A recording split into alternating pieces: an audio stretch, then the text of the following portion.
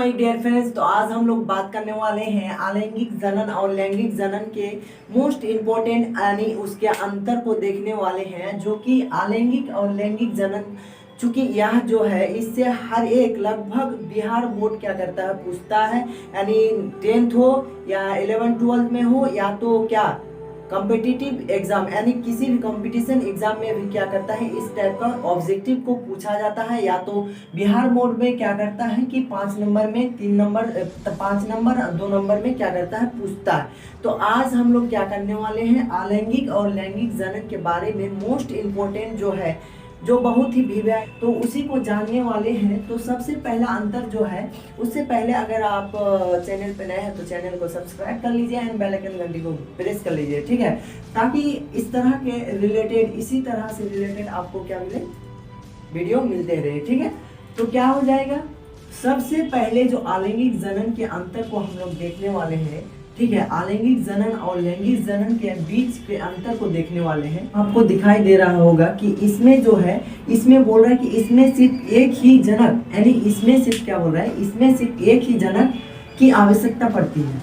अब बात समझते हैं जनक की, क्या यानी जो लिखा हुआ है, ठीक है, उसके बारे में हम लोग देखने का कोशिश करेंगे। यानी एक ही जनक का मतलब क्या है, इसमें एक जनक बोलने का क्या मकसद है। देखिए आप लोग जो है, आप सब जानते ही होंगे कि किसी भी, जैसे कि हम लोग मनुष्य है, मनुष्य में क्या होता है, एक मेल और एक फीमेल चाहिए किसी भी यानी जनन होने के लिए, ठीक है, जानते ही हैं इतना बात। तो क्या होता है कि एक मेल और एक फीमेल में जो जनन होने के लिए क्या होता है कि 2 पेरेंट्स लगा, उसमें कितना जनक, दो। तो उसमें क्या हो जाएगा, इसमें चल जाएगा, वो वाला लैंगिक में चल जाएगा। और क्या बोल रहा है कि आलैंगिक जनन यानी एक ही, यानी इसे किसी दूसरे के साथ क्या करना पड़ता है, मतलब क्या किसी दूसरे के साथ जनन नहीं करना पड़ता है, या स्वयं ही जनन कर लेता है। यानी इसीलिए क्या बोल रहा है कि एक जनन की आवश्यकता पड़ती है, यानी एक जनक की आवश्यकता पड़ती है। क्या हो जाएगा, सॉरी यहाँ पे जनक होगा, क्या हो जाएगा, जनक, ठीक, क्या हो जाएगा, यहाँ पे एक जनक की आवश्यकता पड़ती है, ठीक है। इसमें सिर्फ एक जनक की आवश्यकता पड़ती है, तो समझ गए, यानी अपने आप स्वयं खुद ब खुद क्या करता है, ये स्वयं जनन करने की इसकी इसमें क्या रहता है, कैपेसिटी रहता है। तो इसे क्या कहेंगे, आलैंगिक जनन, ठीक है। अब दूसरा जो है हमारा लैंगिक जनन का फर्स्ट जो अंतर है, वो हम लोग समझने वाले हैं। वो क्या है कि इसमें 2 जनक की आवश्यकता पड़ते हैं। ये इसमें क्या है, 2 जनक की आवश्यकता पड़ती है। जैसे कि आप लोगों ने सुना मेरे बातों को कि जैसे हम सब मनुष्य में क्या होता है, एक फीमेल, एक क्या होता है, एक फीमेल और एक मेल की आवश्यकता पड़ती है। तभी जाके क्या होता है, दोनों मिलकर फर्टिलाइजेशन होता है, यानी निषेचन होता है। क्या होता है, निषेचन होता है, फर्टिलाइजेशन होता है, तभी जाके क्या होता है, जनन। यानी जनन के लिए क्या होता है, इसमें 2 जनक की आवश्यकता पड़ती है। किसमें, लैंगिक जनन में क्या होता है, 2 जनक की आवश्यकता पड़ती है, ठीक है, किसमें, लैंगिक जनन में। और इसमें क्या हो जाएगा, आलैंगिक जनन में 1 जनक की आवश्यकता पड़ती है। इतना बात समझ गए, ठीक है। उसके बाद जो दूसरा अंतर है, दूसरा अंतर अब हम लोग समझ रहे हैं कि दूसरा अंतर में क्या है, इसमें निषेचन की प्रक्रिया नहीं होती। जाहिर सी बात है भाई, इसमें क्या हो रहा है कि निषेचन की प्रक्रिया नहीं होती। क्यों, क्योंकि इसमें अपने आप स्वयं इसमें कैपेसिटी रहता है कि अपने आप जनन करने की प्रक्रिया रहती है, जो जैसे कि पेड़ पौधा हुआ, ठीक है। क्या होता है, इसमें निषेचन की प्रक्रिया नहीं होती है, ठीक। दूसरा नंबर में है, इसमें लैंगिक जनन की बात बोलेंगे तो इसमें निषेचन की प्रक्रिया पड़ती है। क्योंकि जब एक फीमेल और एक मेल आपस में जाके क्या करता है, आपस में जब संबंध बनाता है, ठीक है, तभी जाके क्या होता है, निषेचन की प्रक्रिया होता है। क्या होता है, निषेचन की प्रक्रिया होता है, तभी जाके क्या होता है, जनन होता है।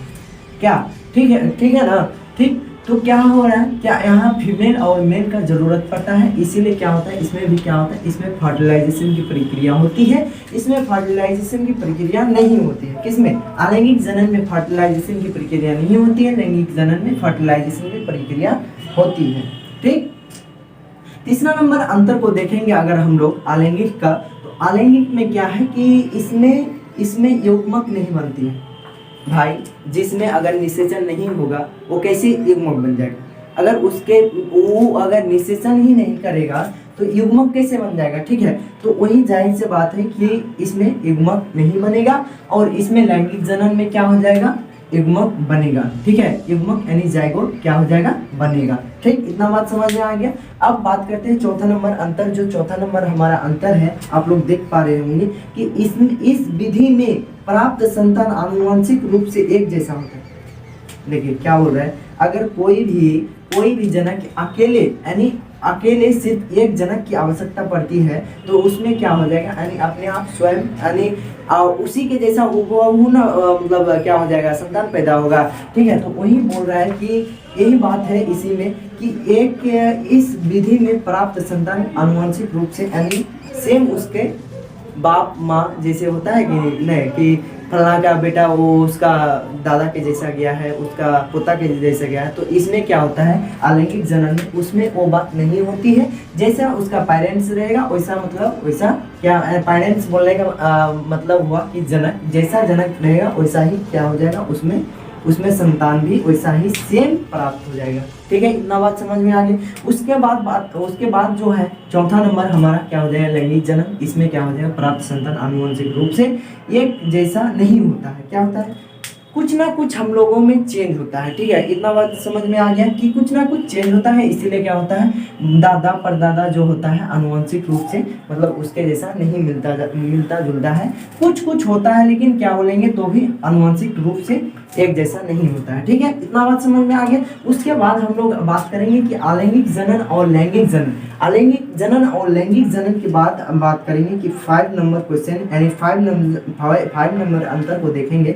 तो 5 नंबर अंतर है कि इस विधि में जनन बहुत ही कम समय में तेजी से क्या होता है, ग्रोथ हो सकता है, यानी हो सकता है, तेजी से ग्रोथ हो सकता है। ठीक है, इस विधि में जनन बहुत ही क्या होता है, कम समय में तेजी से हो सकता है। ठीक है, इतना बात समझ में आ गया। इसमें क्या होता है, एक ही यानी कम समय में क्या हो सकता है, जनन तेजी से हो सकता है। और इसमें क्या होता है, कुछ उससे अधिक टाइम लगता है, यानी इसके मुकाबले में अलैंगिक जनन के।